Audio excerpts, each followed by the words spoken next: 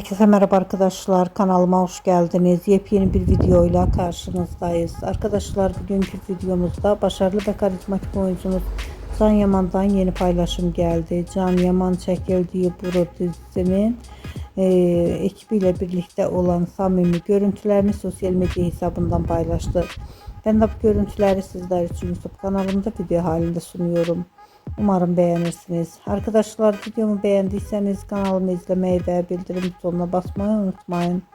Şimdilik benden bu kadar olsun. Yeni videomuzda görüşmek üzere. Hoşça kalın.